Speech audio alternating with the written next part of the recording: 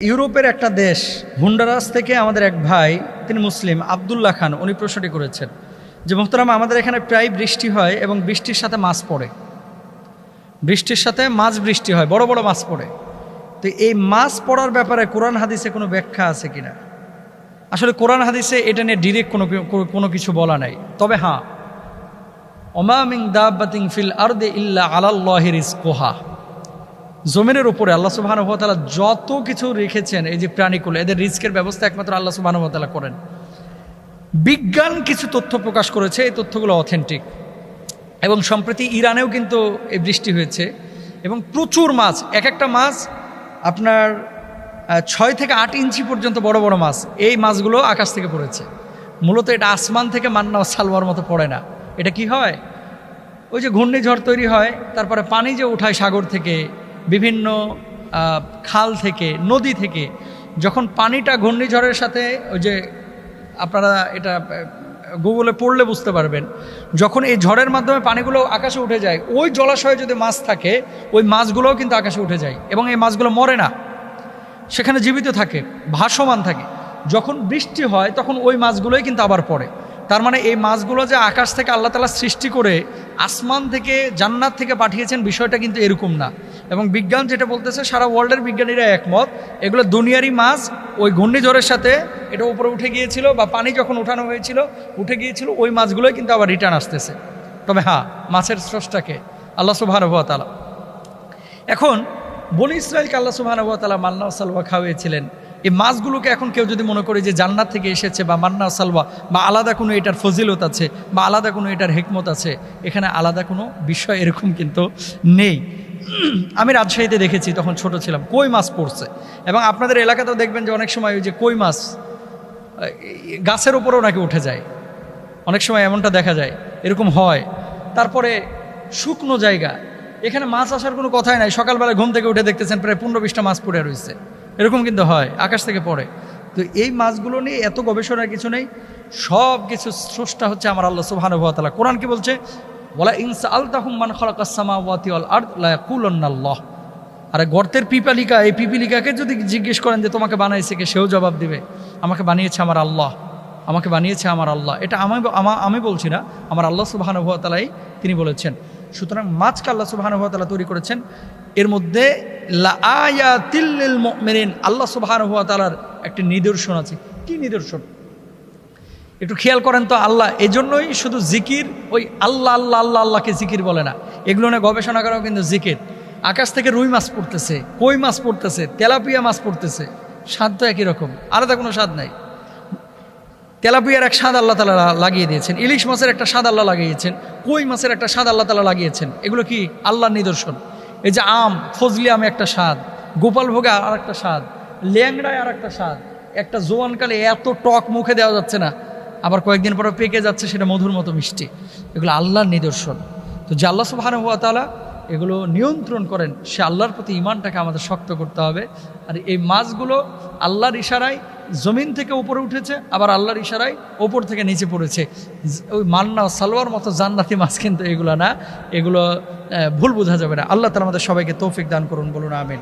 মোশাররফ হোসেন প্রশ্নটি করেছেন বকশীগঞ্জ থেকে। উনি লিখেছেন কি এখানে, যে মোহতারাম, সরকারি এবং বেসরকারি অফিসে আমরা যখন যাই, কিছু ভাইদেরকে আমরা দেখি যারা দায়িত্ব পালন করছেন, সে সময় তাদেরকে স্যার না বললে তারা ক্ষেপে যায়। সরকারি এবং বেসরকারি অফিসে এই চিত্রটা দেখা যায়। মানে আপনি যদি ভাই বলে সম্বোধন করেন, অনেকে ক্ষেপে যায়। এরকম কিন্তু অনেক ঘটনা সোশ্যাল মাধ্যমে মাঝে মাঝে দেখা যায়। দেখেন, কাকে কি বলে আপনি সম্বোধন করবেন, এটা তো নবীজির শেখানো বিষয় আছে। এবং আল্লাহ সুবহানাহু ওয়া তাআলা কুরআনুল কারীমে কিন্তু একটা কথা বলেছেন। অনেক সময় ডাক্তার দেখাইতে গিয়েছেন, কিছু ডাক্তারকে যদি আপনি ভাই বলেন, একেবারে রেগে ফেটে যায়, হ্যাঁ আমি ডাক্তার সাহেব, আমার ভাই বলছো। আর আমরা আমাদেরকে, আপনারা তো হুজুর বলেন, মোহতারাম বলেন, আমরা এগুলো পছন্দ করি না ভাই। আমাদেরকে ভাই বললে আমরা কাছের মনে করি। আমি বক্তা হতে পারি, আমি খতিব হতে পারি, আমি বিসিএস ক্যাডার হতে পারি, আমি এমপি মহোদয় হতে পারি, আমি ডাক্তার হতে পারি, আমি ইঞ্জিনিয়ার হতে পারি। আপনি কি, সেটা আপনার ব্যাপার। কিন্তু যেখানে কুরআনুল কারীমে আল্লাহ তাআলা বলেছেন কি, ইন্নামাল মুমিনুনা ইখওয়া, প্রত্যেক মুমিন একে অপরের ভাই। যেখানে আল্লাহ রাসূল সাল্লাল্লাহু আলাইহি ওয়াসাল্লাম বলেছেন আল মুসলিমু আখুল মুসলিম, একজন মুসলমান আর একজন মুসলমানের ভাই। তো আল্লাহ রাসূলের সাহাবীরা একে অপরকে ভাই বলে সম্বোধন করেছেন, আমরা কেন এখানে ভাই বললে রেগে যাই? শুনেন, স্যারের মধ্যে একটা হ্যাডমের ভাব আছে, বুঝছেন? আর যখন কেউ স্যার না বলার কারণে আপনার ভিতরে যদি রাগ তৈরি হয়, তাহলে জানতে হবে আপনার ভিতরে অহংকার আছে। এটা আপনার ভিতরে অহংকার আছে, এটাই বাস্তব। হুজুরকে হুজুর না বলার কারণে, খতিব বক্তা না বলার কারণে, মুহতারাম না বলার কারণে, হাজিকে হাজি না বলার কারণে যদি আপনার ভিতরে একটা ভাব আসে, যা আমি হাজ করে এসেছি, 3 বারের আমি ট্রিপল হাজি, 2 বারের ডাবল হাজি, আমি 1 বারের ওয়াহেদ হাজি, কেন আমাকে হাজি বললো না, এটার কারণে যদি আপনার ভিতরে জ্বালা পড়া তৈরি হয়, জানতে হবে যে হজ করেছেন হাজি শোনার জন্য, ডাক্তার হয়েছেন ডাক্তার শোনার জন্য, হুজুর হয়েছেন বক্তাগিরি শোনার, এই হুজুর শব্দটি শোনার জন্য। এগুলো করবেন না ভাই, এগুলো অহংকারের আলামত। আপনি মানুষ, আপনার পেটের মধ্যে কিন্তু নাপাকি আছে ভাই।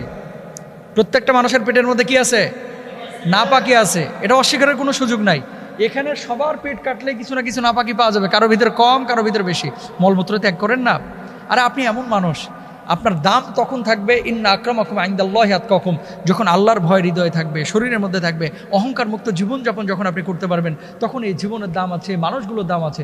যদি না করতে পারেন, এই মানুষের দাম নাই, জীবনের কোনো দাম নাই ভাই। সুতরাং আপনি ডাক্তার হয়েছেন, কি হয়েছে? আপনি ইঞ্জিনিয়ার হয়েছেন, কি হয়েছে? হ্যাঁ, কোনো অফিস যদি এটা বাধ্যতামূলক করে দেয় যে এখানে স্যার বলে সম্বোধন করতে হবে, সেটা সে অফিসের বিষয়, সে রাষ্ট্র যদি আইন করে সেটা সেখানের বিষয়। কিন্তু ভাই, এই ডাকটাই যতটা না কাছে টানা যায়, যতটা ফ্রেন্ডলি এবং ফ্রিলি মানুষের সাথে নিজেকে উপস্থাপন করা যায়, স্যারের মধ্যে কিন্তু সেই ফ্রেন্ডলি আচরণটা ভাই পাওয়া যায় না।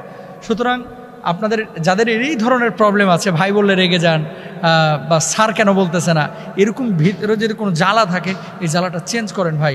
কালকে আপনিও মরবেন, আপনিও যে 3.5 হাত কবরে যাবেন, যে কবরের মাটি আপনাকেও খেয়ে ফেলবে, সে কবরের মাটি আমাকেও খেয়ে ফেলবে। আপনি ডাক্তার ছিলেন না ইঞ্জিনিয়ার ছিলেন, আপনাকে যখন কবরে দাফন করা হবে, ডাক্তার ইঞ্জিনিয়ার বা বক্তার কারণে আপনার কবরে সোনার ফ্রেম দেওয়া হবে না, এসি লাগিয়ে দেওয়া হবে না, টাইলস মার্বেল পাথর দেওয়া হবে না, বরং আপনাকে যে মাটিতে রাখা হবে, আমাকেও সেই মাটিতে রাখা হবে। সুতরাং মানুষ হন, মনুষ্যত্বের মানুষ হন। শিক্ষিতের হার অনেক বেড়েছে এই সমাজে, আসল মানুষের সংখ্যা কমে গেছে। সুতরাং আসল মানুষের সংখ্যা বাড়াইতে হলে আমাদেরকে মনুষ্যত্বের মানুষ হতে হবে। আল্লাহ তাআলা আমাদের তৌফিক দান করুন, বলেন আমেন।